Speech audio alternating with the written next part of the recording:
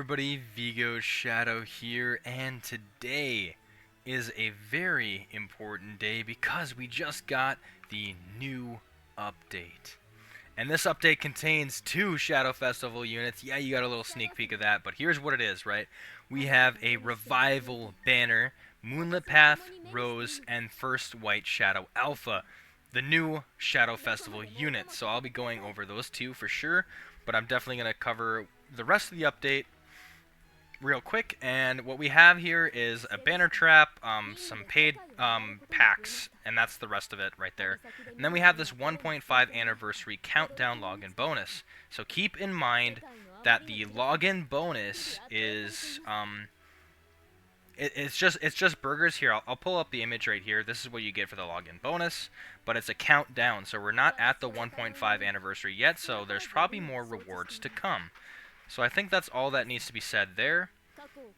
Let's just get right into it. Also, be careful. Not be careful. Yeah, be careful actually. Go to the gift box. I already claimed this. Unfortunately, it didn't get my take. You'll probably find the part 3 of the celebration somewhere in there. So go ahead and claim it. There's like 3,000 gems in there, and then also with this update, it was actually a huge file size. We're talking like 10,000 megabytes for no reason.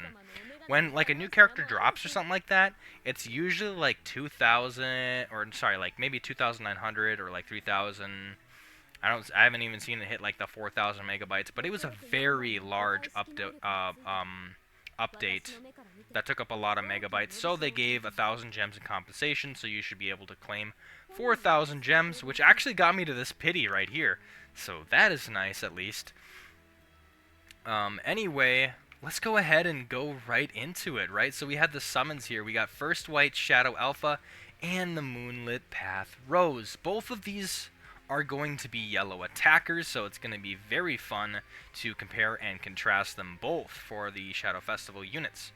Now, I did cover this Moonlit Path Rose in the past, and I'm going to tell you right now, I definitely have a better sense and a better grip of how I do my videos now, and plus they added magic gear in the mix, so I don't know if I even covered that. So of course I'm going to be covering that in this video. So instead of having you go back and forth between my videos comparing the two, I'm just going to go ahead and compare the 2 Shadow Festival banners and give you my thoughts on them, because I think that's just the better way to go about it, instead of watching each video and then telling you what's better, or what I think is better through like comment threads or stuff like that. So we're just gonna hash that out. We're gonna just put that at the end of the video here, like which banner I'd probably go for. So I think it'd be appropriate to cover the Revival banner first, the Moonlit Path Rose. I'm definitely a little bit familiar with her. So let's just go ahead and go into the profile and check her out here. Let's go into the max stats right off the bat. So let's go to rank 16. Alright, so power to healing boost here, and then we have healing boost to overheal, and then we have the grouping there, little three grouping here. It shouldn't have changed from like other units. Next, let's go to the skill, obviously the funnest part of the video, and let's go ahead and check out her hidden technique here. So her hidden technique is called, oh, that's the plus, so you gotta go to the initial, I gotta remember that. So we have inflicts damage on all enemies within a range here. So it inflicts 1,700 damage on enemies within 100 centimeters of a target enemy. So I gotta say, that is nice actually, because you're gonna be able to hit not only the enemy but like also other enemies in it. So most of the time, like, you know, obviously with Shadow Festival units, you know, it's best to totem around for like bosses, so other enemies on the field probably isn't going to happen unless there happens to be there. Now, sometimes there can be like extra like minions that the bosses will summon, or like clones in some cases, but I think most of the time you're not gonna like really see that if it's just a single boss. But definitely is really good for PvE, especially when you have like waves and you're just like trying to get it out in the last wave or whatnot. So that's really good. When it's awakened, let's go ahead and see the damage. Also, the damage right here is pretty standard. Like, I think it's probably a little bit slightly above standard. Standard would be like 1,500, so it's like 200 more. You might as well call it standard at the point. When it's awakened, it is 2,100% damage on all enemies within that same centimeter radius of the target enemies, and it also cancels the buff effects on each enemy within range. So that is awesome. Canceling buff effects on the boss is going to be very crucial, because imagine if they're buffing themselves up in defense, right? You can take that defense away, have more damage inflicted, more attack, more like lowering the defense, and then taking those buffs away are going to expose them, and it's going to be for the good, or it's going to make them have less do less damage. Regardless, it's good. You're going to probably want to see this on the Awakening roadmap right away, because obviously more damage for one, and you're going to be able to take away buffs, which is extremely good, by the way. So that's a good hidden technique when it's awakened for sure. Not so much when it's just, the regular there, besides the factor that it might be able to hit more than one enemy. So there's that. Let's go ahead and check out the skill 1, which is Fast Heartbeat. So this one is cancels all shield effects on a single enemy. So what that tells me right off the bat is it's pretty good for PvP. Especially if we have like Sherry Barnett. Let's just give that example. That's always a great example to go off of, right? She's creating a shield with her SS plus gear, magic gear. So taking away that shield on a single enemy, most likely the tank, would be the best case. And inflicting that damage is awesome. Getting rid of shields feels nice in PvP. As far as the damage goes, if we add all these values up, it is 400% damage, which is pretty standard, I'd say. It is a 5-hit, so I guess, I don't know, like I said, I've already had like the multi-hit and the 1-hit debate, which one's better.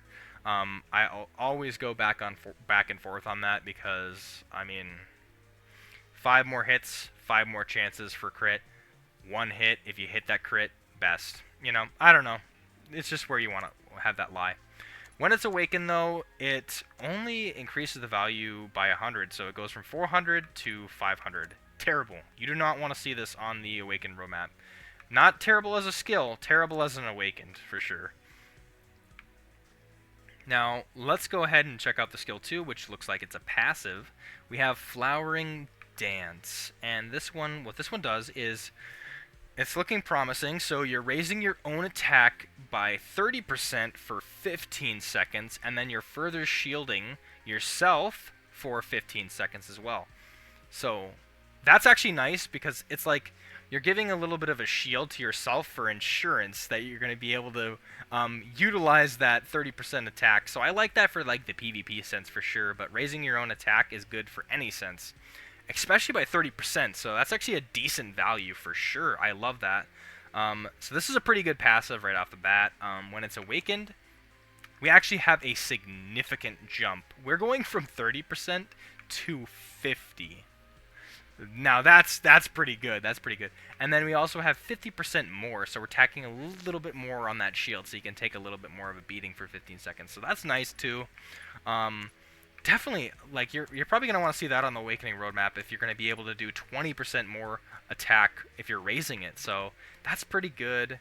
So the skill 2 is pretty good there. I like the skill 2 for Moonlit Path Rose. Now let's check out for the special ability. Usually, like, the special ability is one of the best ones. So let's just check it out, huh? Alright, it's a whole paragraph. Gotta love that. Alright, at the start of the wave, raises damage inflicted for all yellow elemental allies by 30% if partied with 4 or more yellow elemental allies, self included. So, honestly, right off the bat, this is awesome. At the start, this is start to finish. At the start of the wave and the finish of the wave, you have raises the damage inflicted for all yellow elemental allies by 30%. And this is permanent. Like, most likely you're going to be running like a full yellow comp, but this gives you the opportunity to have another different unit that might be able to provide insane buffs as well. So think about that as well. So like Aurora 2, being able to give those like stacks on other people of demon power, that'd be insane. But if like yellow goes up against blue, so it wouldn't be best to bring Aurora. Obviously, you know what I mean though. You can have another member that isn't yellow be able to be thrown in and then still do a lot. Regardless, that's probably not the case. You're gonna probably want to go with 5 based on what it says down here. Further recovers your own SP by 300 if partied with 5 or more, like 5 yellow elemental allies, self included. So that's nice because essentially, if you're going to be able to recover your SP, there is definitely a possibility that you're going to be able to use your hidden technique a second time. So that is so crucial, honestly. It is very crucial for units. Like most of the time, you're able to like hit out, a hidden technique once, depending on the unit, how much they're getting SP boosted, what's their magic gear like in terms of SP boosting. So being able to, recover your SP by 300 and then hit your hidden technique twice is very, very good for Rose. So you're definitely going to be wanting to run full yellow comps for sure. So right off the bat, that's a good skill. Let's see what that looks like awakened here. So we have a significant jump in SP going from 300 to 200, which is very nice. You're going to definitely probably want to see that in the roadmap as well. And then 10% more, which is just going to be significant. If it's the whole wave, it's definitely significant. That is a crazy amount of support for yellow elemental allies, which makes this unit pretty damn good right off the bat. So, I mean, that is its only ability to share with others, but it's a damn good one if you're able to do 30% damage inflicted for everybody, for the whole wave. That is crazy. Alright, so let's see the combo effect as well. So recovers the SP of all allies. Oh my god, so you're actually going to be able to, not only are you supporting them through the 30% damage inflicted, but you're also recovering their SP as well. So you might even be able to have other allies be able to maybe pull off a second hidden technique too, because it goes from like as little as 25 to 150. So you might want to save her to the end so you can have SP boost of 150 to all allies, which is nice. That is really good, actually. I like this strike combo. I think it definitely beats the ladder of like dark and stuff. I think these are like small values for like SP, but I feel like it can come in clutch. Like if you hit that 5 combo, it's like 10 seconds left in the wave, and that's just barely enough to hit another hidden technique. That's just so worth it. That's just like damage like waiting to happen. There's so many opportunities that you could do with SP. Now, if you had somebody that's able to boost the speed, and oh man, it'd be so nice. It'd be so nice. Normal attacks are always going to be the same, depending on if it's like a 3-hit or whatever. So this is just a normal standard one-hit attack. Now the link gear here, let's check out that. I'm always very curious with magic gear. Alright, so let's just go ahead and max this right away. So when hidden technique is activated, raises the attack of all allies except self by 20% for 60 seconds. Another ability you can use for the whole wave if, well, obviously you have to get to the hidden technique first, but the whole wave except self. All of your allies are getting 20% attack. That is absolutely nuts. I have to say that right now that is absolutely insane. 20%. This is a good magic gear, actually. I like this one. Because if you're able to pull off hidden technique twice, right, you can raise the attack of all allies by 40%. Definitely, I can't remember what other unit, I can't remember off the top of my head, but I'm sure there is something like that. You're going to definitely want to pair this unit with something that can do like SP boost for your allies, and then for Rose as well, so she can keep hitting that hidden technique, and then damage is like attack is just accumulating. So not only do you get this 20% attack after the hidden technique, but at the start of the wave you have this 30% damage inflicted. So that is amazing with 20% more attack as well. So right off the bat, Rose does a damn good job supporting her like the whole team, which is nice, with all that attack and damage inflicted buffs. So that is awesome. And also being able to probably pull off a hidden technique twice. And she can boost the SP of allies through the combo. Honestly, it's looking really nice for Rose. Let's just check out where this awakening lies, because definitely we want to see this pure bride right away. And then probably this moonlit path as well. So let's go into awakening here. Oh my god, sweet. So you get the hidden technique right away at A1, which means it doesn't have to. You don't have to put a lot of effort in, which is great. So that means you can get that. You can cancel the 2 times the buff effects on each enemy within that range. I honestly forgot that this one was. You can hit on it on multiple enemies too. That's crazy. That's actually crazy. Only for like waves, by the way, not like bosses unless they have a minion or something. But still, that is crazy. A1, so you could be actually at a comfortable A1 with this unit. So we have A2. You're raising the Moonlit Path at A2 right away? No way. No way. They just revealed the best hand ever. So at A2, she's like, you could just leave her at A2 and be done. That is one of the best awakening roadmaps I've seen in a while. Then we have Fast Heartbeat. Granted, wasn't the best one, so obviously we should get some crap in the mix. And then A4 at the Magic Gear slot, and then A5 the Flowering Dance, which is like raising your own attack by 50%. So that is a good value, because that is definitely 20% more and really good. But you have to get all the way to A5 to use it. So I wouldn't grind it all the way to A5, but grinding it to A2 is so worth it. Oh yeah, that'd definitely be worth it, because then you could definitely hit the hidden technique off twice. Yellow elemental allies are doing 10% more damage inflicted for the whole wave. Oh, good awakening roadmap right there. Now, I'm definitely curious to see how it stacks up against first White Shadow Alpha. But before I get into this unit, let me go ahead and I'm going to just talk while I do this here. Go to support so that you can check out the help. I'm going to always provide you where to go with this.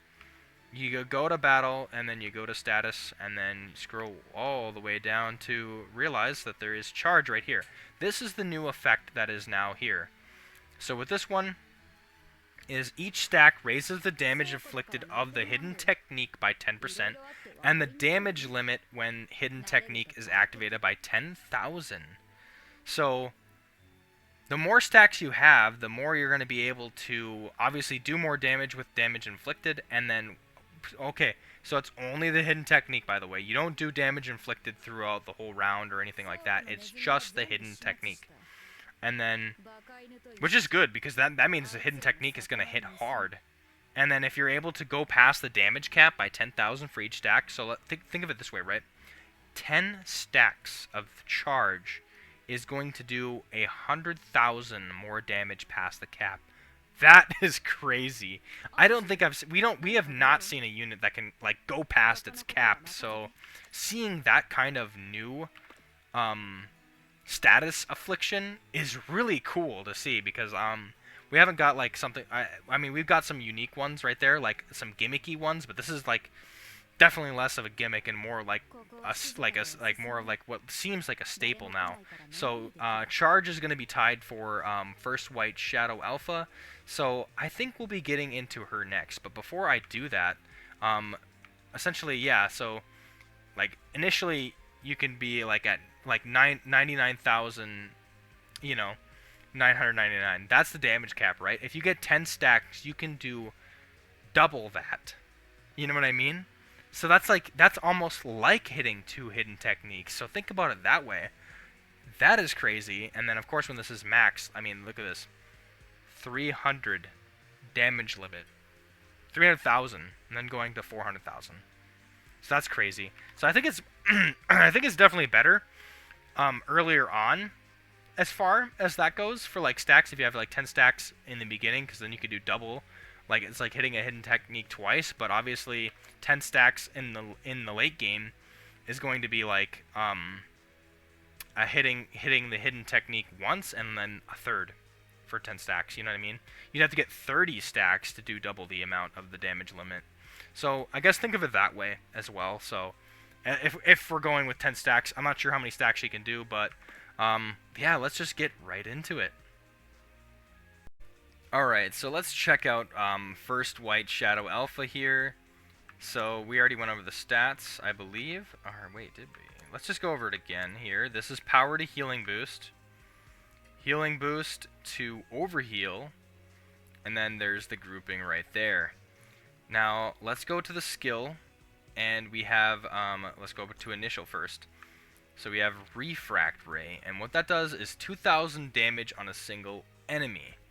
So right off the bat, that's doing more than what Rose can do as far as the damage goes for the skill itself. Let's see what this looks like awakened. So yeah, this is definitely a skill that relies on it being awakened, because it seems like you miss out on a lot if you don't have this awakened. So when this is awakened, this is an ultimate, so it grants 2 times charge on self for 60 seconds, so that's the whole wave. Whole rest of the wave. So essentially, this is the ultimate, by the way. So these charge stacks are going to become useless if you're not able to hit this hidden technique again. So if she does have some SP boosting stuff, it's definitely worth it.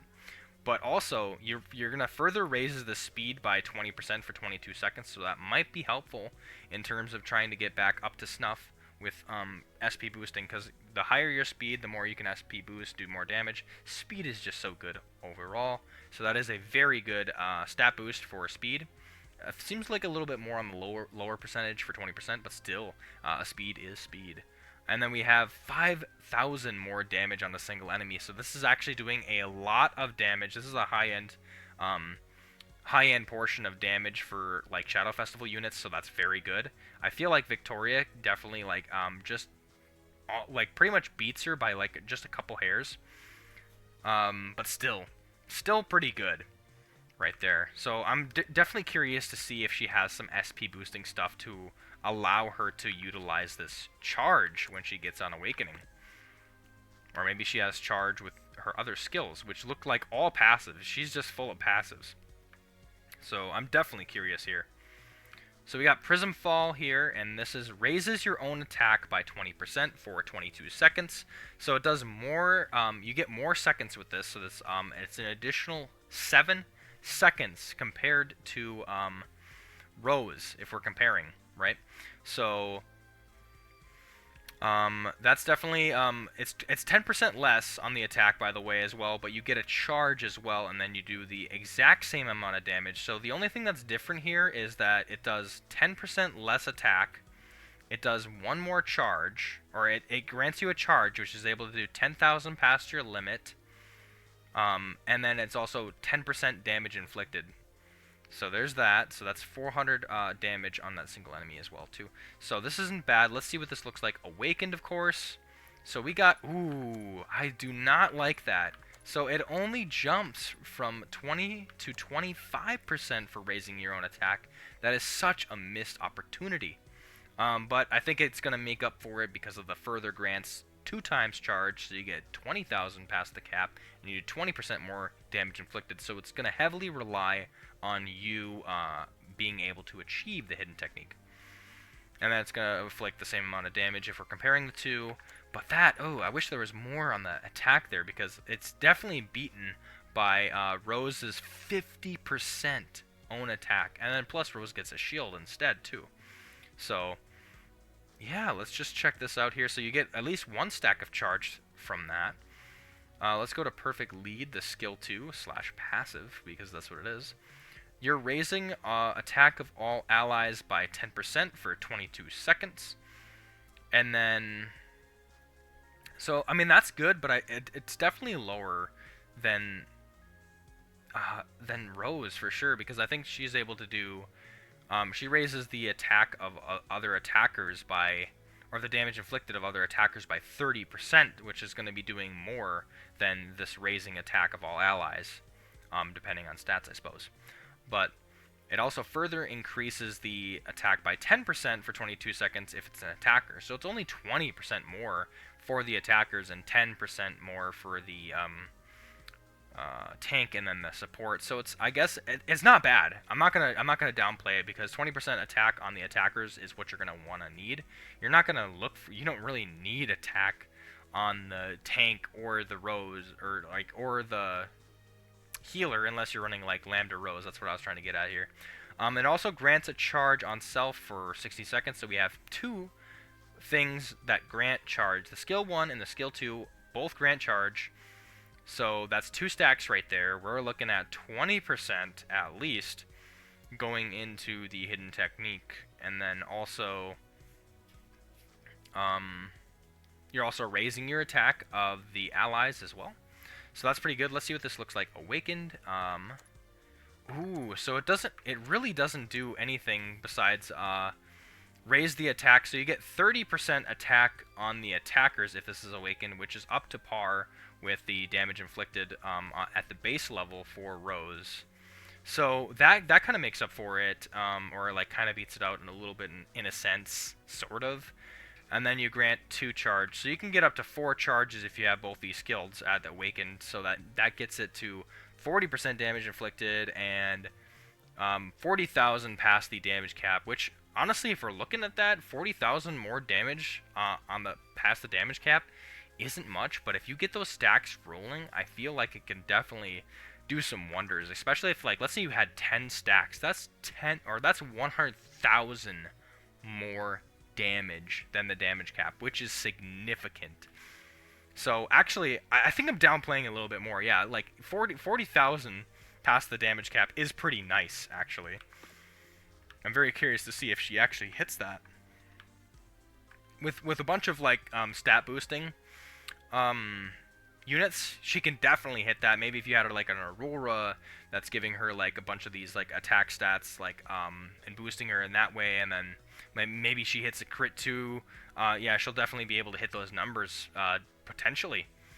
So I only went up to perfect lead here, and now to check out her last ability, the special ability, the first white shadow. So I'm very curious to see what this is. So we have, at the start of the wave, raises crit rate of all allies by 15%. Permanent. Oh man, I love the crit rate. It is lower. It is a bit lower, but it does give a chance for people to crit. Even if it's on the lower end, it's still pretty good. Then grants the 2 times charge on self. So if we add all that up, right, we got 1 charge here, 1 charge here, and then 2 charges there, which is the 40,000 past the damage cap and 40% damage inflicted for your ultimate, which is going to hit hard and it is going to hurt for sure. It's going to hurt. It might even hurt to the point where you're going past the damage cap. And I honestly love that factor. I love the fact that you're going to be going past the damage cap. Both of these seem like pretty nice units right off the bat. Of course, you know, with Shadow Festivals, they're always bringing the best. And then, of course, if you have these both Awaken, Perfect Lead, and this other one, Prism Fall, then that means that's 6 stacks. That's 60% damage inflicted for the ultimate and 60,000 past the damage cap, which is really good. Alright. Oh, the combo effect. Let's see this now. Strike combo. I see charge in here, so let's see here. Ooh! So it doesn't matter where it's at. You can use her at the lower end of the combo bonus, and she'll still get a 2 times charge on self for 60 seconds. So, honestly, even at base level, you're hitting 60,000. Unless you hit, like, 2 5 combos, right? Then, I mean, it's actually insane. It's actually insane because that's 2 right there, 2 right there, 3, 4, 6. That's so crazy. 6 stacks of charge, and they last the whole wave. That's what's good about them. You don't have to like strategically use them. They last the whole wave. It's a safe bet. I love that. And then 60% more on the hidden technique. You're definitely, because this whole kit revolves around hidden technique. So what you're going to want is the hidden technique right away in the roadmap for sure. Then you want the charges and other stuff, so you can hit the hidden technique with the max amount of effort. So I think this is a normal standard attack as well, so I didn't bother to do that on the other character because that's just the normal attack is pretty much the same. It depends on the only way it differs is if it's like a 5 hit, 1 hit, 2 hit, you know. That's all that matters. Now I'm very curious to see the Link gear. Let's check this out. Little sunglasses. That's awesome. Ooh, crit rate again. That's nice. Okay, honestly, I love this. Let's see this. Alright, at the start of the wave, raises crit rate of all allies by 25% permanent. This is not your own crit rate, so just keep that in mind. And then raises own damage inflicted by 50% permanent. Wow, that is crucial. So right off the bat, with this magic gear and everything that you have in the kit at base level is going to be doing 110% more damage inflicted. Skill 1, skill 2, and the special ability. The special ability is going to go right away, so you already have 2 stacks charge. Then you have Prism Fall, and then you have Perfect Lead coming in, giving you 2 more stacks. That's up to 4. Strike combo. Wait till you have the 5 strike combo for the boss. Then you have up to 6, and then with those sunglasses as well. It's not more stacks of charge, but it is damage inflicted, and with charge also comes damage inflicted for the hidden technique only. Just keep that in mind. But that's, if we put that into perspective, that is 110% on the hidden technique for Refract Ray. Absolutely insane. You're probably going to be hitting the damage cap for sure. With some additional boosts probably, depending on where it's at and where your charges lie and your attack and how much you have the unit leveled. You know, there's some factors in there, but I could see there is very strong potential that you're going to be doing a lot of damage for this unit.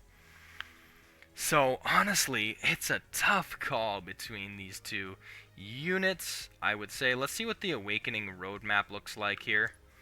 So we have Prism Fall, and that is going to be the 25% more, and then you inflict a little bit more damage. You get 2 more times the charge. So here at her A2 is the Refract Ray. She says a mouthful. So it's going to take a little bit, you know, maybe some magic crystals to get her to A2, but you're definitely going to want her at A2. A2 makes it so worth it, because if you don't have her at A2, you're missing out on speed. You're missing out on the 2 charges to yourself. And let me actually speak on that for a little bit here. I don't think you're going to be hitting this hidden technique again. So those 2 times charge is probably utterly useless unless you have somebody SP boosting. Just saying for the record there. And then it also inflicts 2,500% damage on a single enemy, which is going to be doing a lot. I think depending on the amount of charges that you have, it's going to probably outdo Rose's, double hidden technique, per se. So, and then we have the Perfect Lead at A3, which does another double charge, which is nice. The more charges, the better, to be honest. And I think this one is the better one, because you're boosting your allies with this as well, so that is nice. You have A4 at the gear slot, which is a waste, kind of. And then, I didn't even read the last part of that. That's a little bit of a surprise. 4 times charge on self, so obviously that's very, very good, especially with the crit rate as well. So, that just begs the question.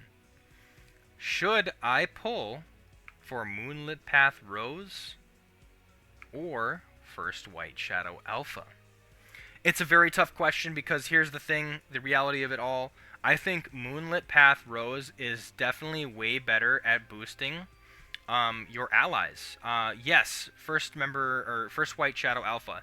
Can she get 30% attack, if it's awakened, by the way, on your attackers for 22 seconds, so a little bit longer than Rose can? Sure she can. But it's not as significant as what Rose could do, because I'm telling you right now that with Rose's Moonlit Path, I believe, yeah, Moonlit Path, this is a permanent thing. They are damage inflicted by 30% or 40% for the whole damn wave. The whole damn wave, from the start to the finish. So this definitely does a way better job at providing that support with constant damage from your party as well. So that's what I like about Rose right off the bat.